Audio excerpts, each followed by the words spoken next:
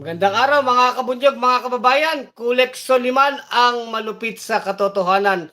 Live na naman tayo sa ating Facebook account at YouTube channel, Bunyog Pagkakaisa. Ayan po, pakinggan po natin at bigyan ng reaksyon. Ito po pagngawa-ngawa-ngawa ni Senador Tobats Bato de la Rosa tungkol po dito sa sinasabing napipintong pag-aresto ng International Criminal Court sa kanila.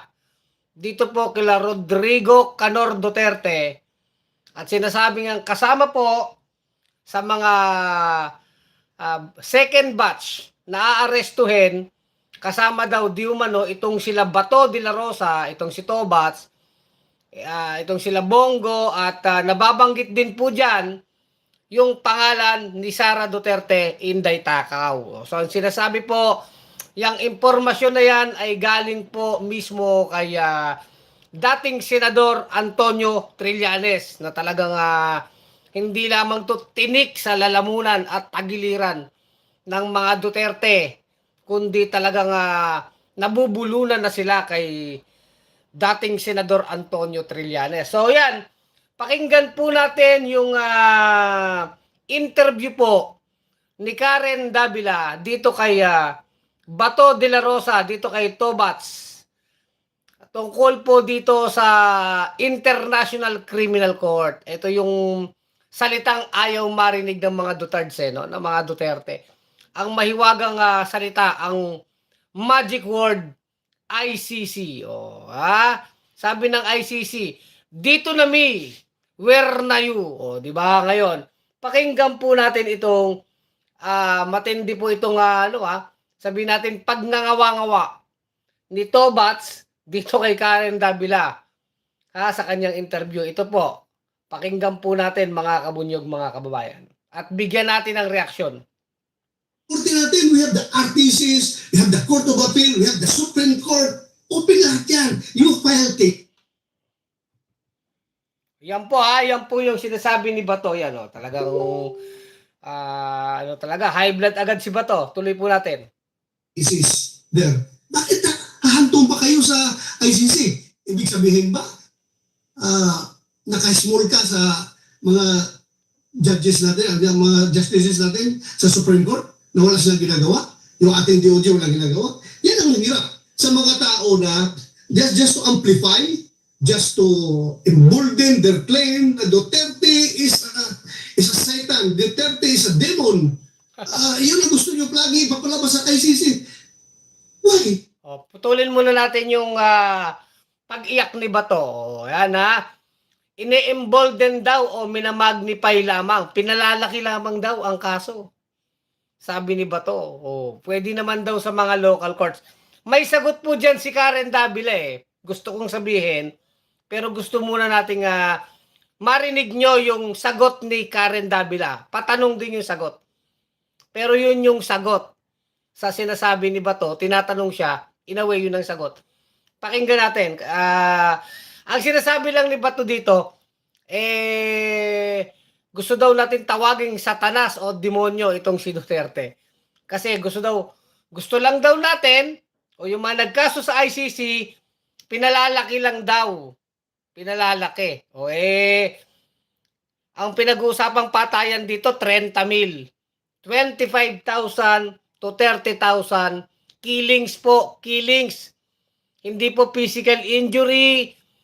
Hindi po ito parang sakitan lang. Pinatay po at ang namatay na pinag-uusapan dito is by the thousand. Sinasabi ng mga human rights group, 25 to 30,000 po ang pinatay sa madugong drug war ni Canor Duterte.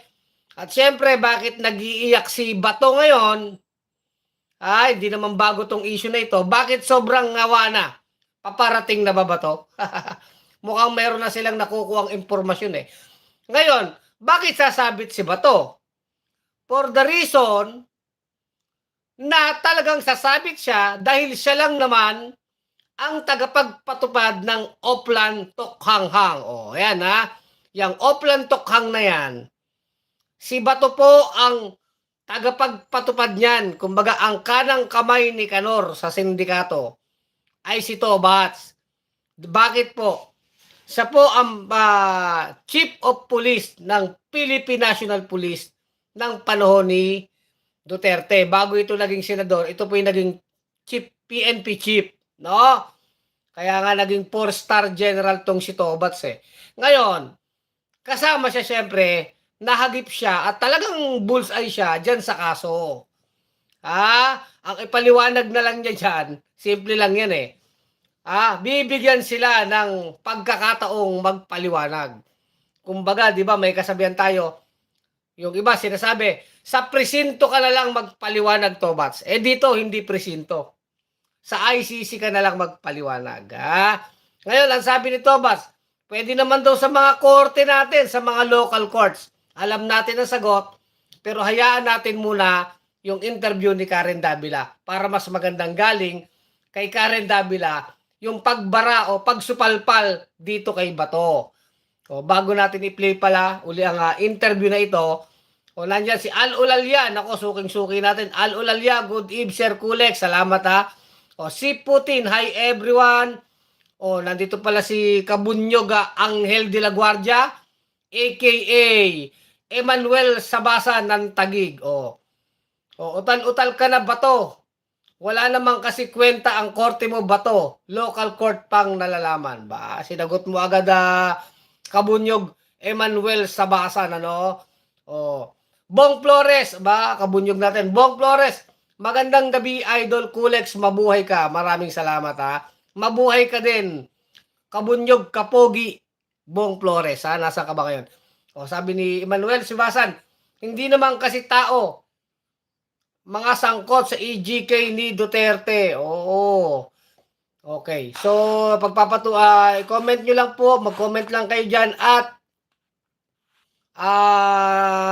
i-share po natin itong ating vlog. So, ituloy natin yung interview ni Karen Davila kay Tobats, no? Sabi naman ni Steven Javier, Sir, ano mas malupit? Special Forces, Scout Ranger. Parehas lang yan.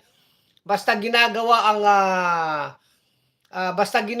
ang kanilang tukulin sa bayan, special force man yan, scout ranger man yan, SAP man yan, barangay tanod man yan, basta tapat na naglilingkod sa bayan. Pare-parehas nating sinasaluduhan ang paglilingkod sa bayan. Basta tapat. The Konyang Challenge, si Kabunyog May. Konyang Challenge, gandang gabi po. Salamat Konyang Challenge, Eduardo New, good evening, Kulex, watching from White House, Yukon, Canada.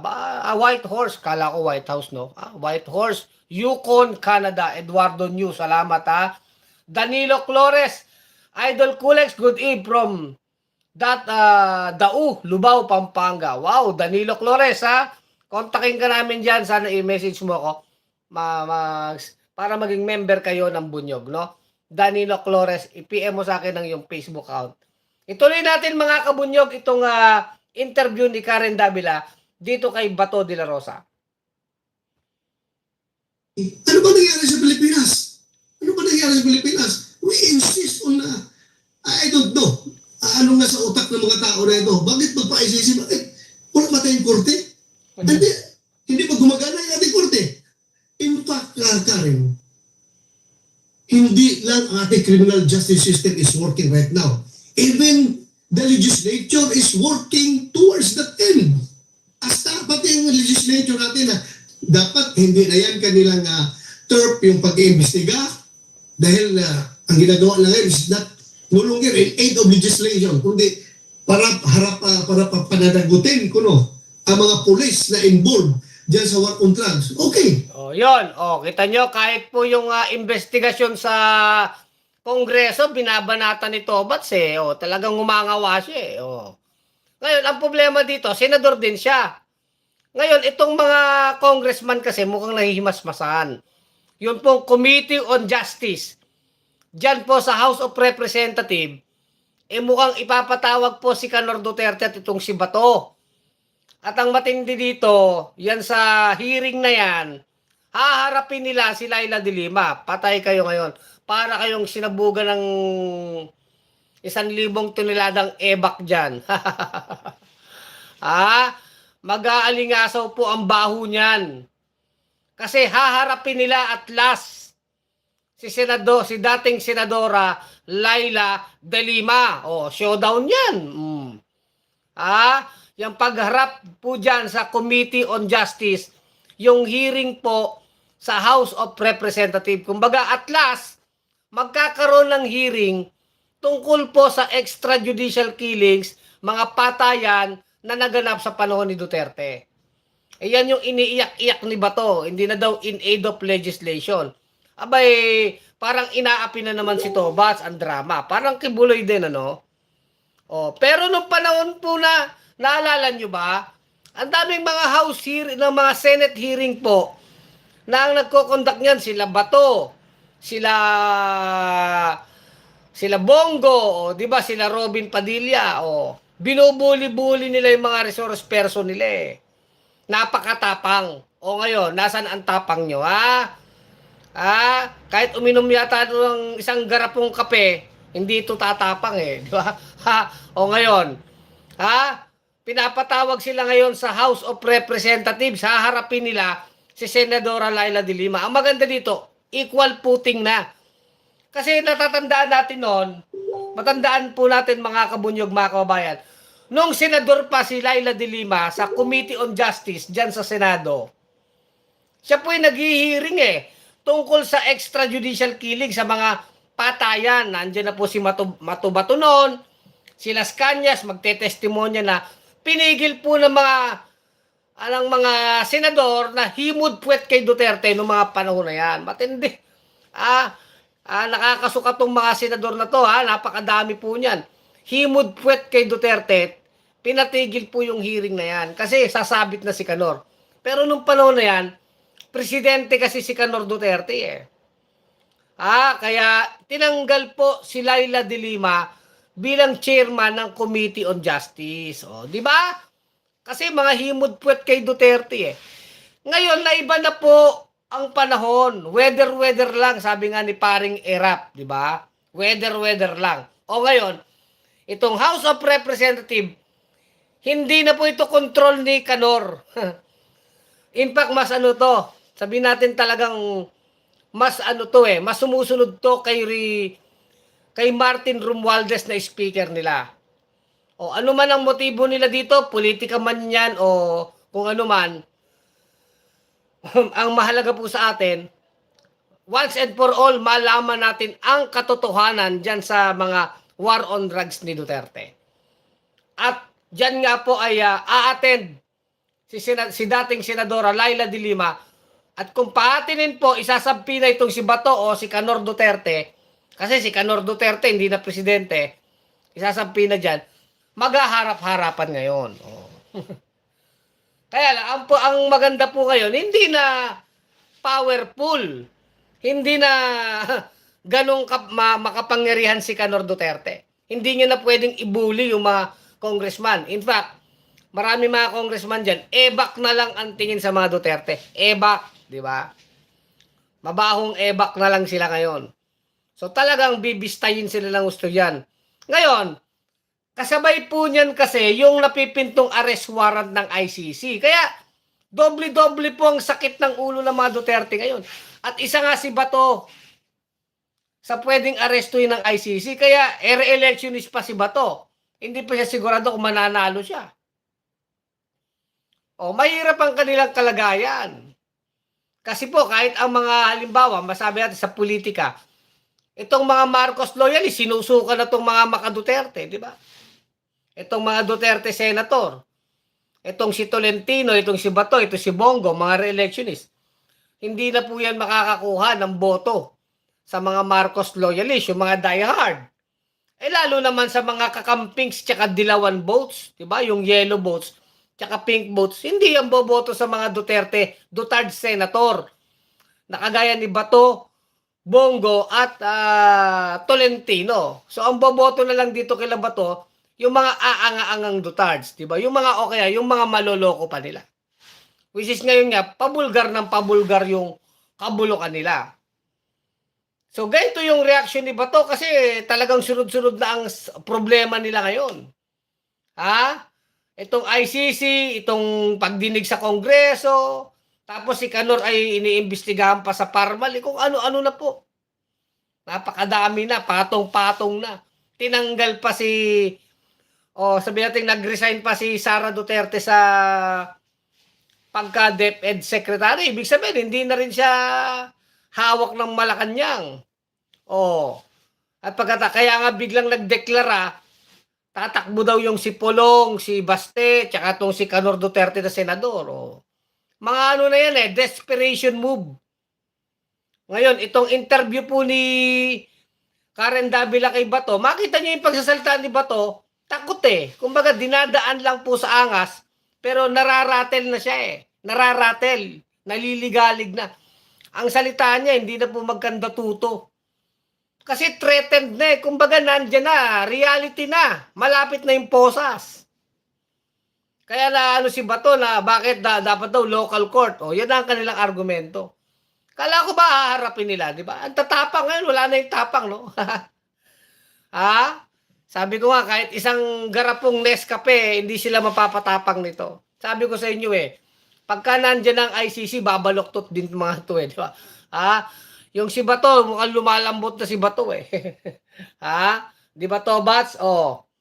Yan po ang kalagayan nila ngayon. Ngayon, tuloy natin yung interview ni Karen Davila, no? There is no clear statement in their resolution about any of legislation. Wala problema. So ibig sabihin, everything is working para mabigyan ng hustisya ang mga biktima ng war on drugs. So, kailangan pa natin yung ICC? Okay, I think I just wanted to ask you this because you're... Yan sabi niya. So, kailangan pa natin ng ICC? Nagtatanong na si Bato ngayon. Ang sagot, oo, kailangan ba to? Ito, pakinggan natin si Karen Davila sa tanong niya. Maganda yung tanong ni Karen Davila na parang sagot na rin kay Bato. Raul Veles, Mikayos ng itlog ni Bato. Mikayos? Ano yung Mikayos? John Lopez. Samantalahin ang pagbubunga nga habang binubusala ng ginigipit ang mga Duterte. Mabagal daw ang signal. Mabagal ba ang signal? Okay naman yung signal ko, no? Raul Veles, ang BAYAG ni Bato ay nasa noonan niya. Pakinggan natin to, ha? a legislator. The difference, I think, with the ICC and going to court is if you go to court, each family will have to file a case against President Duterte, right? Yes. But then the ICC doesn't do that. The ICC only tries individuals, leaders mostly, who have crimes against humanity. In other words, deaths by the thousands, genocide, extrajudicial killings. It's not one case, it's not one family, it will be thousands. That's when you get to the ICC. If you file in the Philippines, you'll be one family filing against Duterte, another family. You can't file like a massive EJK case, a crime against humanity in a local court. That's the difference. That's the difference. Yun nga, Karen. Yan. Ang ganda. Boom! Sabog. Ganun yung sinabi ni Karen Davila. Patanong, pero sagot yon. Kasi sinasabi ni Bato, at ang mga Dutards, makinig kayo mga Dutards. Sinasabi ni Bato, at ito yung palusot ng mga Dutards, nila Duterte, bakit hindi na lang sa mga lokal na hukuman, mga lokal na korte sa Pilipinas, i-file ang kaso? Bakit sa ICC pa? Sabi ni Bato, gumagana naman ang hukuman dito Bakit hindi dito i-file ang kaso? Kasuhan si Duterte. Ito po ang sagot ni Karen Davila na patanong din. Pag lokal na kaso, ang magsasampa po ng kaso, mga mismong pamilya ng biktima. Halimbawa, pamilya Santos, Perez, Mendoza. Bawat isang kaso, isang file sa korte. Ang problema, sinasabi ni Karen Davila, libo-libo yan ipapile. Kasi libo-libo yung biktima Libo-libo yung case. So, individual yung filing. Kung dedemanda si Duterte, individual. So, sa case ng ICC, hindi naman pinag-uusapan ng individual. Ang pinag-uusapan dito, thousands of murders, thousands of killings na ang inidemanda mo na yung leader due to ang kaso crime against humanity. Kasi kung individual ka, ang pwede mo ikaso, murder. Hindi ka pwede magkaso kay Duterte ng crime against humanity. In this case, dahil napakaraming kaso, libo-libo, to the point na hindi naman yan ma-accommodate ng ating mga local courts, kumbaga napakalaki talaga, overwhelming yung killings nandyan talaga yung kaso. Crime against humanity ang kaso, ICC na. Simple lang yun Yun yung sinasabi ni Karen Davila. Crime against humanity to. Di sa ICC ang kaso kasi libo-libo yung killings. Hindi natin pinag-uusapan individual. Kaya nga yung may datos ang human rights group, imagine ilan yung kaso, libo-libo, parang 35 to 50 lang yung kinakasuhan ngayon on the ongoing yung cases. Yung iba nga wala pa sa level po ng nasa korte ang kaso, kumbaga nasa investigation pa lang. Mga 50 to 35, parang 25 to 50 cases lang yan. Out of thousands cases. Imagine, sa libo-libong patayan, 25 hanggang 50 lang ang nasa hukuman o yung iba pa nga, nasa level pa lang ng investigasyon ng pulisya. Kaya pinag-usapan dito, libo-libong kaso at may kaso ba? May namatay ba? Ang sagot, meron. Diyan papasok ang ICC kasi hindi na yan individual murder. That is crime against humanity. Isang opensa, isang kaso na qualified po dun sa tinatawag na Rome Statute na naglikha ng ICC. Crime against humanity. Lilitisin yan sa International Criminal Court. Base po sa kasunduan na pinirma ng mga bansa. Yun na, napakasimple. Pakinggan niyo po yung sagot ni Tobats talagang nanginginig ang boses niya Kung hindi nga mag-qualify ng individual murder case dito sa local courts natin, how much more yung gusto ninyong invoke na ipasa doon sa ICC? Gusto ninyo i-wholesale lahat yung individual should treat individually those cases. Therefore, all you know, pagdating sa investigation, lalabas at lalabas yan na justified yung ginawa ng police. Hindi naman pwede i-wholesale mo yan.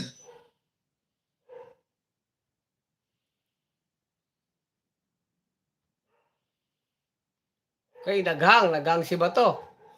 Ang sinasabi ni Bato, bakit daw ginagawang wholesale? Pwede naman daw individual. Yun ang problema. Libo-libo yung kaso So, actually, yung argument ni Bato self-defeating. Inaamin niya wholesale.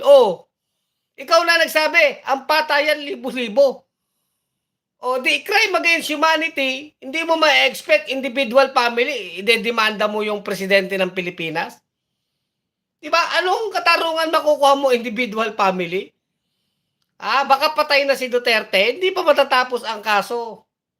Libo-libo po yung patayan So, in this case, talagang wholesale. Kasi may nagre-reklamo, may complainant May ebidensya, may complainant.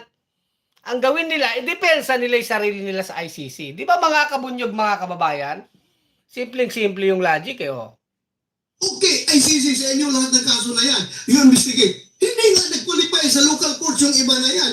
Binasura na nga sa DOJ yung ibang kaso na yan. Dahil very clear na justified yung ginawa ng police. So, see? Sa dami ng kaso, binasura ng DOJ. Di lalong nagpapatunay, sabi ni Tobats, talagang nahuhuli sa sariling bibig. Sa dami ng kaso, binasura ng DOJ. Kasi prosecution yan. Binasura ng piskal yung kaso. So, hindi nakaabot ng korte. Sa dami po ng kaso. So, dyan pa lamang makikita mo yung bias ng DOJ, pabor kay Duterte kasi government instrumentality yan di kung sana, yung mga kaso na yan, mas malakas ang magiging argumento ni Bato na huwag papasukin ng ICC. Kung yung mga kaso na yan nag-prosper, ibig sabihin, na diretso.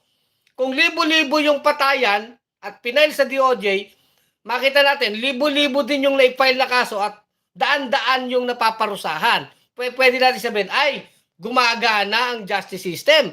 Kasi every month may naririnig kang nakukulong na pulis. May nagdemanda na ba kay Duterte? Wala pa. As a matter na siya ang nagpatupad ng policy. Mahirap yun. Pag sa local court, sasabit mo yung presidente. Pero ang pinakaunang justification dyan, si Bato na umaamin. In fact, recorded yan. Yun naman pala binabasura ng DOJ yung mga kaso, namatayan yung mga tao. Sasabihin lang ng DOJ, they justify, nanlaban. Ganun lang naman yan Magiging makagobyerno tong DOJ doon pa lamang, may injustice na May travesty of justice na doon. Si Bato mismo ang nagpapatunay na dapat lang talagang pang ICC. Kasi, ang daming mga kaso, binabasura lang ng DOJ, hindi nga nakakarating ng hukuman. Sa piskalya pa lamang, basura na ang kaso.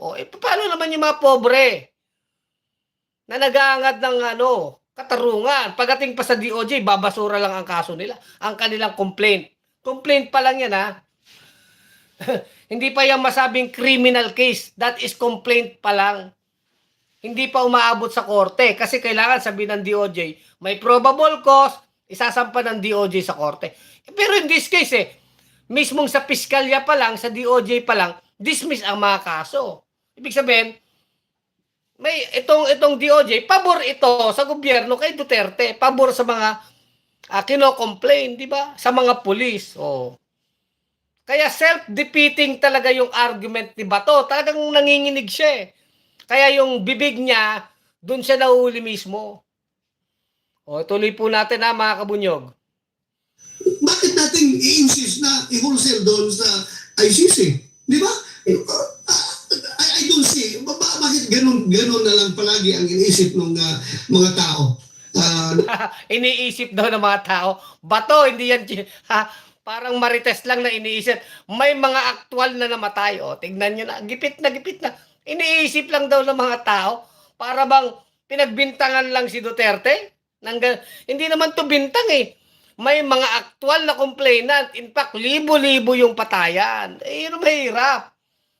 Libo-libo yung patayan di policy level yan. Ibig sabihin, kung ang mga namatay hanggang 1, 2, 3, 10, talagang pulis lang na tarantado yung gumawa. Talagang tinopak yung pulis. Kumbaga, may mga bulok na kamati sa pulis. Baka sabihin, ay, di kasalanan ng presidente yan. Kasi talagang may mga loko-lokong pulis.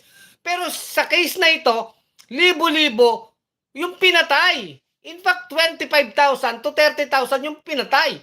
Ibig sabihin, pagka ganyang libo-libo yung pinatay, 25,000, nasa level po yan ng pulisiya. May pulisiya na pumatay ang pulis. Ibig sabihin, may direksyon na yan. May utos na yan. Hindi na lang yan dahil tarantado yung pulis o may topak yung pulis. Kundi, maaaring kahit yung matitinong pulis, inutusan na. Yung mga PO1 nga, binubulgar, may mga nagbulgar. Ginagawang riding on tandem, mga PO1. Di ba mga testimonya sa ICC na yan? Na mga bagong pulis na ginawang kriminal. Saan kayo nakakita ng ganyan? Pulis ginawang riding in tandem na papatay yung pulis, sila yung riding in tandem, yung pulis na nakatalaga doon, pinapaalis muna. May mobile doon na nakahimpil doon sa isang lugar, papaalisin yung pulis, i-coordinate. Kasi darating yung riding in tandem, pulis din yon, may papatayin. So planado ang pagpatay. Kung pulis yung ginamit, galing din ng PNP yung mga riding in tandem na nagtotokang. Di policy level yun, inutusan ito. Kaya ito ang resulta, 25,000 na bangkay. Kaya dahil policy na yan, inutos talaga ng presidente, si Canor Duterte, na hindi naman madedenay kasi araw-araw ginawa ng Diyos. May mga public pronouncements yan na talagang papatayin niya yung mga adik. Hindi yun pwedeng i-deny Undeniable yun kasi may public pronouncement si Duterte. Napakadami. Saksi ang mga Dutards yan. Di ba mga Dutards? Pag sinasabi ng tatay Canor nyo, papatay ng adik. Saksi kayo. Kayo ang magiging witness sa ICC. Nagpapalakpakan kayo Recorded yun paano babawiin ni Canor yun? Paano babawiin nila Bato yun? Yung kayabangan nyo, kahambugan nyo na talagang mga kriminal kayo, mga mamamatay tao kayo, inamin nyo in public Kaya kung sasabihin ni Duterte, wala naman akong inutos. Anong walang inutos? Sa dami ng public pronouncement mo, public speech mo, tapos 25,000 na matay, wala kang inutos? Hunghang ka? Hunghang ka? O, yan nga nangangampanya ka pa lang pagpatay na ng tao yung buong bibig mo. O, hindi madedenay, kaya gipit na sila dito Hindi nila kalain, iikot ng ganito ang mundo na hindi magtatagal yung unity team ni Marcos at Duterte.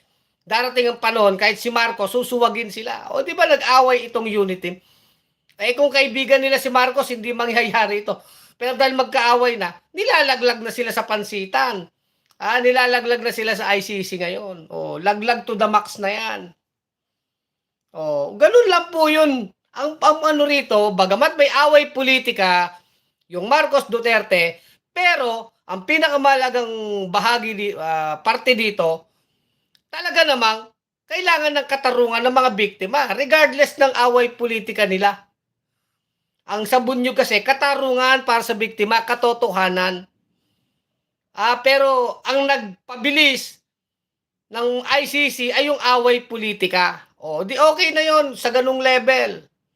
Pero tinitignan natin to bilang paghahangad ng katarungan para sa biktima. Yun po yung maliwanag na sinasabi ng Bunyog. Tungkol ito sa justice, sa katotohanan. Ano bang nangyari? Panagutin natin itong mga mamamatay tao na to. In this case, si Duterte, si Bato, at dyan sinasangkot si Inday Takaw, Sara Duterte, sila Bongo. Itong Davao Syndicate. Tapos iiyak-iyak ka dyan, Bato, ngayon? Kala ko ba hindi ka takot? Parang kibuloy-loy ka din Kunwari hindi takot, pero pag nandyan na ang arrest warrant, magtatago na. Tago-tago pag may time. Di ba? Parang kibuloy lang yan. Iisa bituka ng mga sindikatong yan Tebes, Bantag, Bato, Duterte, pati yung Mayora Alice Go na yan. Na-incheck na yan. Iisa bitukan yan.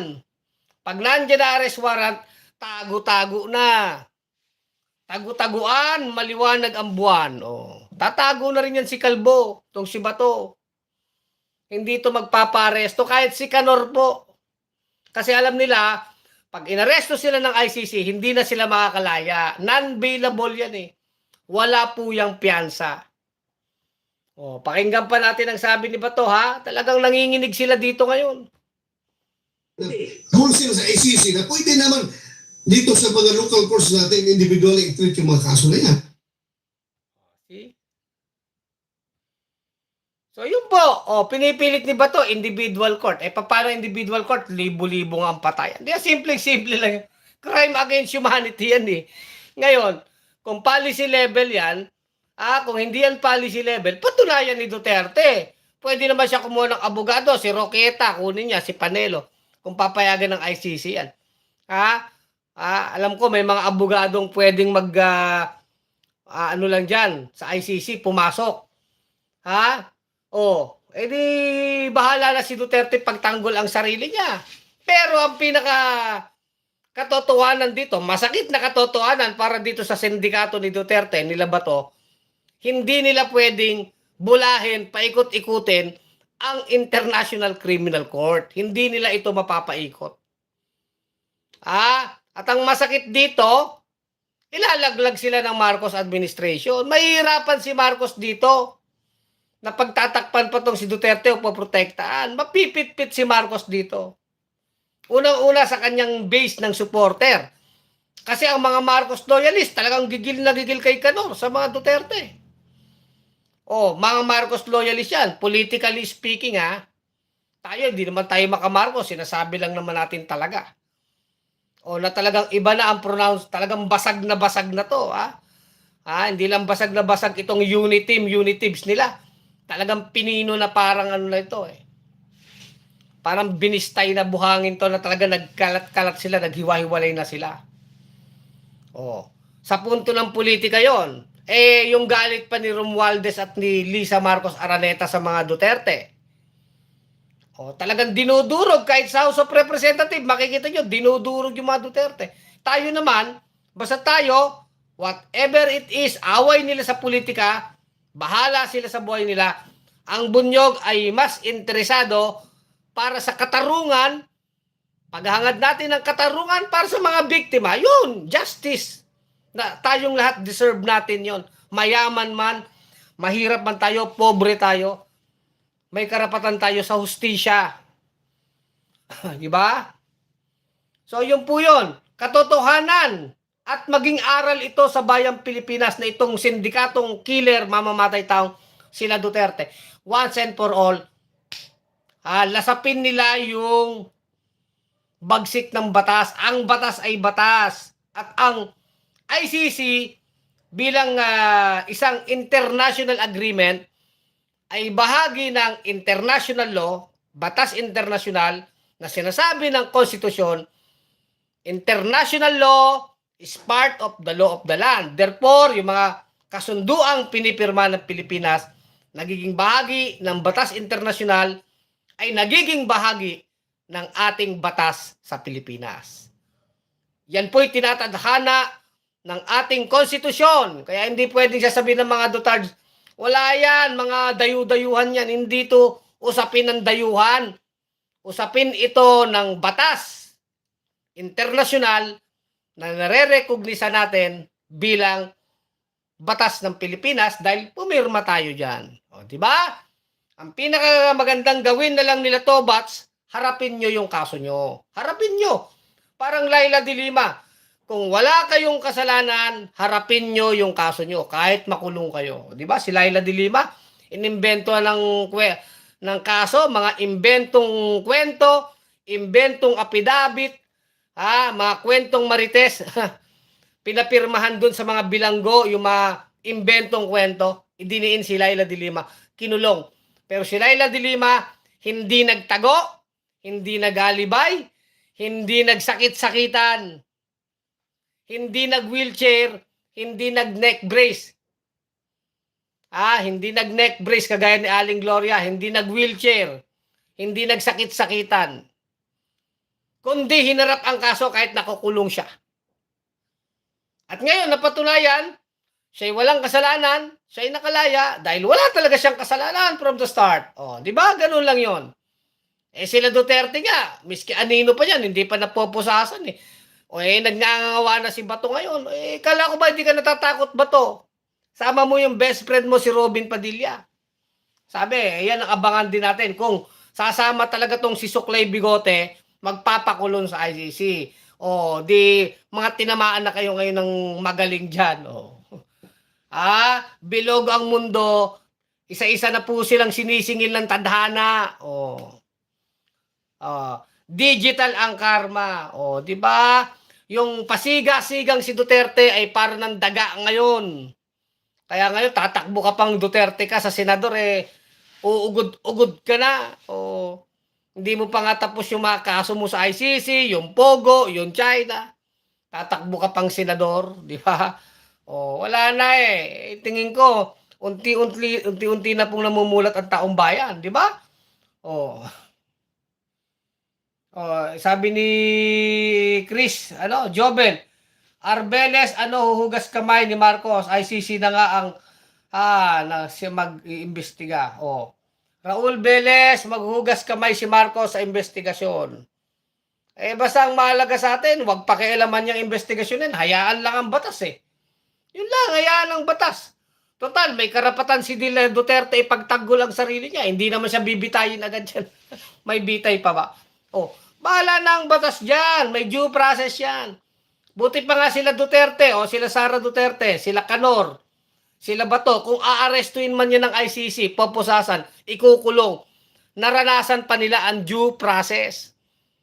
Kahit pa paano, may magtatanggol sa kanilang abogado. Pero yung mga pinatay ng bala, ng pulis, sinusgaan ng bala, pinatay, binang bang bang bang bang, tinukhang-tukhang na. Patay na yung mga tao. Sila ba'y napagtanggol pa ang sarila kung sila may kasalanan o wala? Wala. Patay na eh. Binawi na ang buhay nila. Hinusgahan na sila ng bala eh. Naulila na yung kanilang mga anak. Nabalo na yung asawa. Nawala ng anak yung mga magulang. Nawala ng magulang yung mga anak. Yung magulang nawala ng anak. Yung asawa nawala ng asawa. Hinusgahan ng bala. Sabi ni Duterte, pulis ko. Sundalo ko, pulis ko. O pagpatay mo, ariin mo na rin, pagpatay ko. O pulis ko yan eh. O ngayon, aminin mo, pagpatay mo, total, niyayabang, hinahambog-hambog ni Duterte yan. Aminin niya ngayon sa ICC yan kasi recorded yan. Kahit po yung pagbabanta ni Duterte publicly, katabi si Kibuloy na rapist. Di ba binantaan po si Franz Castro na papatayan gamit ang confidential fund ni Inday Takaw? O, public yun. Nagbanta si Duterte. Papatayan yung mga kagaya ni Franz Castro. In public television yan ha. Public television. Mula po sa bibig yan ni Canor Duterte. O, paano yun? Paano nyo i-deny yan? Yan, ebidensya po yan, nakasabit na sa ICC. At yung marami pang mga video ha, hindi invento kwento, mga direktang sinabi mula sa mabahong bunganga ni Duterte tungkol sa kanyang pagpatay ng tao, pagpatay ng adik. O, di ba? O, klarong-klaro yan, nakasubmit yan sa ICC, pagtanggol niya ang sarili niya ngayon dyan. O, kung sasabihin ni Panelo, hindi, nagjo-joke-joke lang si tatay. O, bahala ka sa buhay mo. Kung tatanggapin ng ICC yan, yung mga palusot yung joke-joke-joke, bahala kayo sa buhay nyo. O, sasabihin naman ni Roque, hindi literal. Ang sinasabi ni Mayor Digonio, ng Mayor Digonio lang, hindi daw literal. Hindi sabihin nyo sa ICC na hindi literal, o sabihin ni Panelo, joke lang ni Tatay Digonio yun, o di sabihin nyo sa ICC. Pero ang pinakamatinding ebidensya dito, yung bibig ni Duterte at yung mismong mga bangkay, yun ang pinakamabigat na ebidensya. Mga bangkay, mga patay na tao, mga kababayan natin, karaniwan po yan, karamihan na nagko-complain, mga mahihirap na kababayan natin, mga walang kaya, walang boses, walang pera na mga kababayan natin, pinatay ang kanilang mahal sa buhay, hinusgahan ng bala, extrajudicial killing. Iyan po ang pinaka-ebidensya.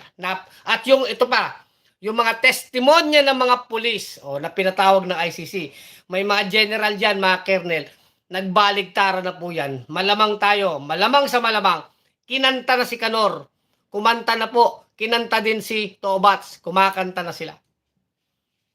Sigurado tinuturo na inutos sa amin ni Canor Duterte yan, ni Rodrigo Duterte. Ito ang mga plano niyan. Kinanta na po yan. At alam na alam ni Bato yan, kaya nagngangawa siya. Kasi alam nila na matibay ang ebidensya. Ganun lang yan eh. Ngayon, may due process yan.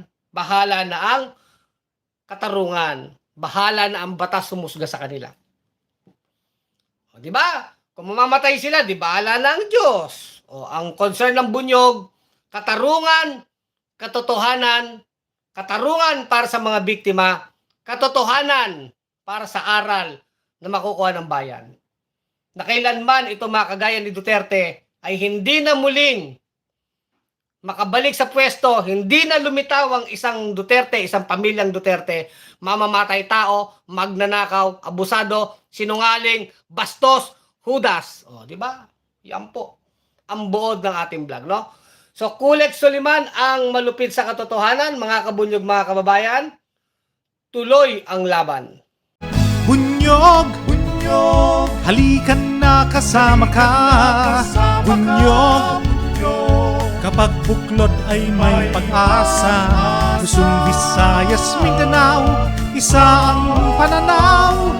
Sa bagong Pilipinas ang bunyog isisigaw.